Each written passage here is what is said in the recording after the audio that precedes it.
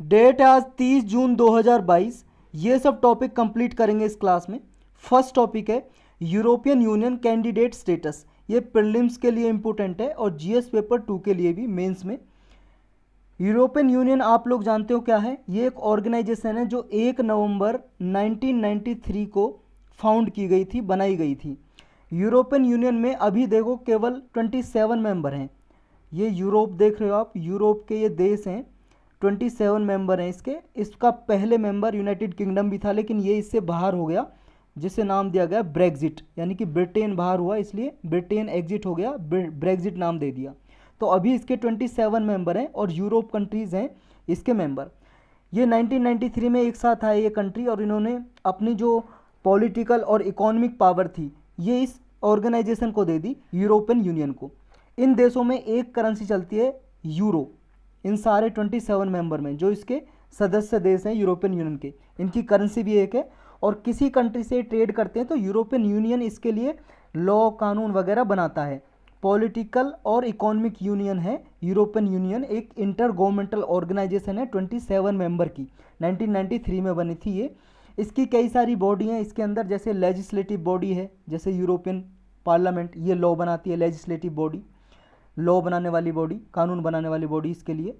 और एक executive body है, जैसे यूरोपियन काउंसिल है, एग्जीक्यूटिव बॉडी। तो यूरोपियन पार्लियामेंट ने अभी वोट दिया है, ये यूक्रेन और मालदोवा को मेंबर बनाने की बात कर रहे हैं, यानी कि ग्रांट करेंगे, वोट इसके लिए दी गई है अभी, यानी कि वोटिंग हुई है यूरोपियन पार्लियामेंट में, और यूक्रेन और मालदोवा को मेंबरशिप देंगे यूरोपियन यूनियन की।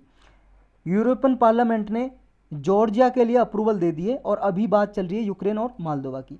अब जॉर्जिया इसका नेक्स्ट कैंडिडेट होगा, मेंबर होगा यूरोपियन यूनियन का। उसके बाद ये यूक्रेन और मालदोवा, अगर इनको अप्रूवल मिल जाती है तो। ये जो जॉर्जिया है देखो, अभी इसको यूरोपियन पार्लियामेंट ने अप्रूवल दी है, लेकिन उसके बाद एक यूरोपियन काउंसिल भी होती है, इसके प्रेसिडेंट हैं चार्ल्स माइकल। इन्होंने अनाउंसमेंट किए कि 27 मेंबर स्टेट्स हैं यूरोपियन यूनियन के, इसमें अनाउंसमेंट किए कि आगे इनकी और मेंबरशिप बढ़ाई जा सकती है और कंट्रीज़ की। यूरोपियन काउंसिल देखो फाइनल अप्रूवल देती है, जब यूरोपियन पार्लियामेंट दे देती है अप्रूवल, यूरोपियन यूनियन का पार्लियामेंट है जो यूरोपियन पार्लियामेंट, इसके बाद यूरोपियन काउंसिल देती है फाइनल अप्रूवल। जब ये अप्रूवल दे देगी तो वो मेंबर बन जाता है यूरोपियन यूनियन का। तो अभी 27 मेंबर हैं, सारे मेंबर आपको याद करने की ज़रूरत है नहीं, बस ये याद कर लो कि ये जो यूक्रेन है, मालदोवा है, ये यहीं पे हैं, यूरोपियन देश हैं ये भी, ये यूक्रेन है। जॉर्जिया देखो यहाँ पे है, ये एशियन कंट्री है। एशियन और यूरोपियन या यूरोशियन कंट्री बोल सकते हो, ये यूरेशिया बोलते हैं ना इसको। यहाँ पे देखो एक माउंटेन है, यूराल माउंटेन है, यूराल माउंटेन। तो इससे इधर बोलते हैं इसको, यूराल माउंटेन से इधर बोलते हैं इसको यूरोप, और इससे इधर बोलते हैं एशिया कॉन्टिनेंट। तो यूराल जो माउंटेन है वो रसिया में आती है, यूराल माउंटेन, यूराल की पहाड़ी, URAL। लेकिन रसिया इसलिए इसको बोलते हैं, रसिया एशिया में भी है, यूरोप में भी है, तो इसलिए हो गया यूरेशिया, हो गया रसिया, यूरेशिया में आता है। तो ये कंट्री है जॉर्जिया, ये भी यूरेशिया में आ गई। जॉर्जिया इसका मेंबर बनने वाला है, यूक्रेन और मालदोवा। तो ये बात आपको याद रखनी है इसमें। नेक्स्ट टॉपिक है protect free speech online and offline. एक स्टेटमेंट साइन हुई, ये समझ लो एक एग्रीमेंट है, समझौता। G7 की अभी मीटिंग हुई, G7 कंट्रीज़ की, कई बार डिस्कस किया हमने G7 के बारे में। 7 कंट्रीज़ का ये इनफॉर्मल ग्रुप है। इनफॉर्मल क्यों? क्योंकि इसका हेड क्वार्टर नहीं है कहीं पे भी। जहाँ भी देश में इसका मीटिंग हो रही होती है या समिट हो रहा होता है, जो देश इसको होस्ट कर रहा होता है उसी देश में इसकी मीटिंग होती है। कोई ऐसा हेड क्वार्टर है नहीं इसका जैसे फॉर्मल ऑर्गेनाइजेशन का होता है। तो इनफॉर्मल ऑर्गेनाइजेशन है G7। इसके मेंबर हैं ये कनाडा, US 2 मेंबर हो गए, 4 मेंबर हैं यूरोप के, यूनाइटेड किंगडम, फ्रांस, जर्मनी और इटली, और 1 मेंबर है एशिया का, जापान। ये 7 मेंबर कंट्रीज़ हैं इसके G7 के। इसकी मीटिंग हुई है अभी जर्मनी में, जर्मनी ने होस्ट किया, और इंडिया को एज ए गेस्ट इन्विटी की तरह इनवाइट किया गया, इनविटेशन दिया गया, और प्राइम मिनिस्टर हमारे गए यहाँ पे। G7 की मीटिंग में ये स्टेटमेंट साइन हुई 2022, रेजिलियंट डेमोक्रेसी स्टेटमेंट। देखो इतना भी आपसे पूछा जा सकता है कि रेजिलियंट डेमोक्रेसी स्टेटमेंट किसने अडॉप्ट की है हाल ही में, तो याद रखना G7 ने अडॉप्ट की है, G7 ने ये अडॉप्ट किया। और इसमें क्या है, इसमें देखो जो फ्री स्पीच है ना उसको प्रमोट किया जाएगा, यानी कि ऑनलाइन हो या ऑफलाइन हो, बोलने की आज़ादी, राइट टू फ्री स्पीच, ये प्रोटेक्ट किया जाएगा। तो इंडिया ने भी साइन किया है इस स्टेटमेंट को।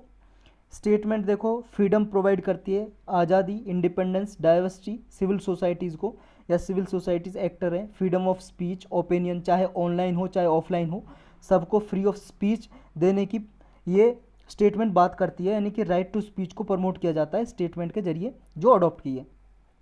इंडिया भी वर्क करेगा इसके लिए इक्विटेबल, इंक्लूसिव और सस्टेनेबल सॉल्यूशन हो ग्लोबल चैलेंज से निपटने के लिए।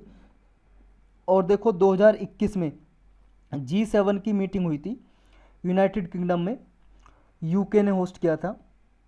और यूके में देखो यहाँ पे कार्बिन बे नाम की जगह है, कार्बिन बे की नाम की जगह पे ही मीटिंग हुई थी। तो यहाँ पे कार्बिन बे ओपन सोसाइटी स्टेटमेंट अडॉप्ट की गई। और ये स्टेटमेंट भी देखो ये बात करती है कि जो शेयर्ड वैल्यूज़ है ना, शेयर्ड वैल्यूज़ और बिलीफ, एक दूसरी कंट्री के बिलीफ हैं या वैल्यूज़ हैं उनके, या डेमोक्रेटिक वैल्यूज़ हैं, इन डेमोक्रेटिक वैल्यूज़ को प्रमोट करना है पूरे वर्ल्ड वाइड। ये 2021 में G7 ने अडॉप्ट की थी ये स्टेटमेंट, कार्बिन बे ओपन सोसाइटी स्टेटमेंट। तो इसी का ही एक तरह से पार्ट है, इसी लाइन में ये 2022 की स्टेटमेंट अडॉप्ट की है, रेजिलिएंट डेमोक्रेसी स्टेटमेंट। तो ये दोनों स्टेटमेंट आपको याद रखनी है, G7 ने अडॉप्ट की है। नेक्स्ट टॉपिक है performance grading index for district. ये प्रीलिम्स और GS पेपर 2 के लिए इंपॉर्टेंट है। ये फर्स्ट एवर रिपोर्ट 2018-19 में आई थी, उसके बाद 2019-20 में रिलीज़ की गई। इंडियन डिस्ट्रिक्ट हैं जो उनके स्कूल्स हैं उनको ग्रेड दिया जाता है। भारत में जितनी डिस्ट्रिक्ट हैं उनमें जितने भी स्कूल्स हैं उनको ग्रेडिंग दी जाती है इस इंडेक्स के जरिए, यानी कि कौन सा स्कूल किस डिस्ट्रिक्ट में अच्छा परफॉर्मेंस कर रहा है, कौन सा कम कर रहा है, किसने कितना अचीव किया। कौन कराता है इस इंडेक्स को, कंडक्ट कौन कराता है? मिनिस्ट्री ऑफ एजुकेशन, शिक्षा मंत्रालय के अंदर ये एक डिपार्टमेंट आता है, department of school and education and literacy, यानी कि विद्यालय शिक्षा एंड साक्षरता का विभाग आता है शिक्षा मंत्रालय के अंदर, ये कंडक्ट कराता है। इसकी इम्पोर्टेंस ये है, इसमें देखो स्कूल एजुकेशन में इंटरवेंशन को प्रायोरिटाइज दी जाती है, यानी कि प्रायोरिटी दी जाती है। इसमें मेथोडोलॉजी अडॉप्ट की जाती है, डिस्ट्रिक्ट हैं 10 ग्रेड दी जाती हैं और उसमें 100 पॉइंट होते हैं। अगर कोई मान लो 90 पॉइंट से ज़्यादा कोई डिस्ट्रिक्ट का स्कूल लेके आता है तो वो दक्ष कैटेगरी में आता है। 81 से 90% लेके आता है तो उत्कर्ष, उसके बाद ये 81 से कम लेके आता है तो वो अचीवर्स होते हैं। कुछ ऐसी इसमें ग्रेडिंग दी जाती है। डेटा कलेक्ट किया जाता है इसका, unified district information system for education, national achievement survey of NCERT, सगुन पोर्टल ऑफ ये department of school education and literacy. इतने सारे जो ये हैं डिपार्टमेंट और ये नेशनल अचीवमेंट सर्वे होती है NCERT की, इनसे डेटा कलेक्ट किया जाता है। इनका डेटा कलेक्ट करके फिर ये आइडेंटिफाई किया जाता है कि किस डिस्ट्रिक्ट के स्कूल ने अच्छा परफॉर्मेंस किया है।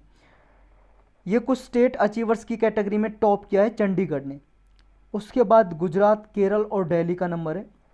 डिस्ट्रिक्ट अचीवर कौन है? सबसे अच्छी डिस्ट्रिक्ट है जो वो है स्कार डिस्ट्रिक्ट, ये राजस्थान में है। झुंझुनू ये भी राजस्थान में और जयपुर ये भी राजस्थान में है। कोई भी ऐसी डिस्ट्रिक्ट नहीं आई है जो दक्ष की कैटेगरी में हो, कोई भी, यानी कि 90% से ज़्यादा पॉइंट किसी ने हासिल नहीं किए हैं। ऐसी और भी सर्वे हैं, देखो नीति आयोग कराता है एक स्टेट्स और यूनियन टेरिटरी के लिए स्कूल इक्वलिटी इंडेक्स, एक मिनिस्ट्री ऑफ एजुकेशन ही कराती है नेशनल अचीवमेंट सर्वे, जिसका डेटा कलेक्ट करके ये जो रिपोर्ट है ग्रेड दी जाती है डिस्ट्रिक्ट को। तो ये भी हैं जो स्कूल एजुकेशन के लिए ये परफॉर्मेंस को आइडेंटिफाई करते हैं कि किस स्कूल में कितनी अच्छी परफॉर्मेंस रही है, किस डिस्ट्रिक्ट में अच्छी परफॉर्मेंस रही है। नेक्स्ट टॉपिक है यूरेनियम डिपॉजिट्स इन राजस्थान। ये प्रीलिम्स के लिए इंपॉर्टेंट है। यूरेनियम के डिपॉजिट मिले राजस्थान में। राजस्थान में कहाँ? राजस्थान में सिकार डिस्ट्रिक्ट है। सिकार डिस्ट्रिक्ट में खंडेला तहसील है, वहाँ पे रोहिल नाम की जगह है, वहाँ पे यूरेनियम के रिजर्व मिले हैं। ये जयपुर से 120 किलोमीटर है सिकार डिस्ट्रिक्ट, वहाँ पे मिले हैं। झारखंड, आंध्र प्रदेश, राजस्थान, ये टॉप 3 स्टेट्स हैं हमारे इंडिया में जिनमें यूरेनियम के रिजर्व मिलते हैं, यूरेनियम का भंडार मिलता है। यूरेनियम देखो एक रेयर मिनरल है, दुर्लभ खनिज पदार्थ में आता है एक कैटेगरी में। पूरे वर्ल्ड वाइड सबसे ज़्यादा यूरेनियम कहाँ पे प्रोड्यूस होता है? सबसे ज़्यादा पूरे वर्ल्ड में लार्जेस्ट प्रोड्यूसर है कजाकिस्तान। कजाकिस्तान आप जानते हो एक एशियन कंट्री है, ये देखो यहाँ पे कजाकिस्तान रसिया के पास ये कंट्री है, चाइना और रसिया से बॉर्डर लगता है इसका। सेकंड नंबर पे कनाडा यूएस के पास है। ऑस्ट्रेलिया तीसरे नंबर पे। ये टॉप 3 कंट्रीज हैं पूरे वर्ल्ड में जो सबसे ज़्यादा उत्पादन करते हैं यूरेनियम का। और इंडिया इंपोर्ट किससे करता है? इंडिया करता है कजाकिस्तान और कनाडा से सबसे ज़्यादा करता है इंपोर्ट यूरेनियम। देखो हमारे इंडिया में इतना यूरेनियम नहीं होता जितना हमें ज़रूरत है, इतना प्रोड्यूस नहीं कर पाते हम, लेकिन फिर भी हमारे टॉप 3 जो स्टेट है इंडिया के वो झारखंड, आंध्र प्रदेश, राजस्थान, ये आपको याद होने चाहिए। यहाँ पे मिनरल्स पाए जाते हैं ये यूरेनियम के। यूरेनियम का यूज क्या है, क्या काम करता है यूरेनियम, क्या काम करता है ये? देखो ये इलेक्ट्रिसिटी जनरेट करने के लिए काम आता है। जो न्यूक्लियर पावर प्लांट होते हैं उसमें यूरेनियम यूज होता है, जिससे इलेक्ट्रिसिटी जनरेट होती है, न्यूक्लियर एनर्जी बनती है, बिजली बनती है। मेडिसिन में भी काम आता है, दवाई बनाने में यूरेनियम। डिफेंस इक्विपमेंट में भी यूज होता है इसका। फोटोग्राफी में भी यूरेनियम का यूज होता है। यूरेनियम देखो सिल्वरी वाइट कलर का एक मेटेलिक केमिकल एलिमेंट है, और इसका जो एटॉमिक मास 235 है, 92 इसका एटॉमिक नंबर है, याद रखना है ये आपको। यानी कि परमाणु क्रमांक एटॉमिक नंबर कितना है? परमाणु क्रमांक 92। परमाणु भार यानी कि एटॉमिक मास 235। इसके आइसोटोप मिलते हैं, यूरेनियम 235 इसका आइटोप है, यूरेनियम का आइसोटोप है। आइसोटोप का मतलब ये है, देखो जिसका एटॉमिक नंबर सेम हो, एटॉमिक मास डिफरेंस हो, वो उसे आइसोटोप बोलते हैं। यह आपने केमिस्ट्री में पढ़ा होगा 10वीं की एनसीईआरटी में। आपने नहीं पढ़ी एनसीईआरटी तो ज़रूर पढ़ना, साइंस की एनसीईआरटी भी 6 से लेकर 10 तक तो कम से कम पढ़नी है आपको एनसीईआरटी। साइंस की बात कर रहा हूँ मैं, साइंस की, और सबकी 6 से 12 तक पढ़नी है। ये देखो ओनली नेचुरली अकरिंग आइसोटोप है, ये ऐसा आइसोटोप है जो नेचुरली मिलता है, यूरेनियम 235। ये एक केवल इकलौता आइसोटोप है जो प्राकृतिक रूप से पाया जाता है अर्थ पे। नेक्स्ट टॉपिक है patent for bacterial cement motor brick. ये प्रीलिम्स के लिए इंपॉर्टेंट है बस। ये देखो ऐसी ईंट बनाई है, आपने घरों में देखा होगा, घर बनाने के लिए ईंट लगाते हैं। ये ऐसी ईंट बनाई है जिसमें एक बैक्टीरिया यूज किया गया है, बैक्टीरिया को डाला है, बैक्टीरिया सीमेंट वगैरह यूज करके ये ब्रिक बनाई है, ईंट बनाई है। ये ऐसी ईंट होगी जैसे मान लो कहीं पे दरार पड़ जाए दीवार में, तो ऑटोमेटिक ये ईंट ना ऑटोमेटिक उस दरार को फिल कर देगी। यानी कि अगर इस ईंट से घर बना है, जो ये ईंट बनाई है इसका पेटेंट ले लिया गया है, इस ईंट से घर बना है। अब इस ईंट से जो घर बना है ना, ये भाई साहब यहाँ पे दरार पड़ गई, इसमें यहाँ पे कोई फ्रैक्चर आ गया, क्रैक हो गया। अब ये जो क्रैक बना है ना अपने आप फिल हो जाएगा कुछ समय पे। सेल्फ हीलिंग प्रॉपर्टी है इस ईंट में जो बनाई है। क्यों? क्योंकि इसमें बैक्टीरिया डाला गया है। ये बैक्टीरिया है जो माइक्रोबियल क्रिएट कंपोस्ट है, ये मटेरियल जो यूज किया गया है जिसमें एक बैक्टीरिया डाला गया है। और वो बैक्टीरिया देखो हार्मफुल नहीं है, नॉन पैथोजेनिक बैक्टीरिया है, इससे कोई नुकसान नहीं होता, लेकिन इसमें सेल्फ हीलिंग प्रॉपर्टी होती है। जैसे मान लो कहीं पे आपकी बॉडी में कट जाता है, तो बॉडी में अगर आप दवाई नहीं भी लगाओगे तो बॉडी में क्या है, सेल्फ हीलिंग प्रॉपर्टी होती है, अपने आप से ठीक हो जाती है आपकी चोट कुछ समय में। तो इस तरह से ये बैक्टीरिया क्या है, जैसे दरार पड़ जाएगी वो दरार अपने आप फिल हो जाएगी।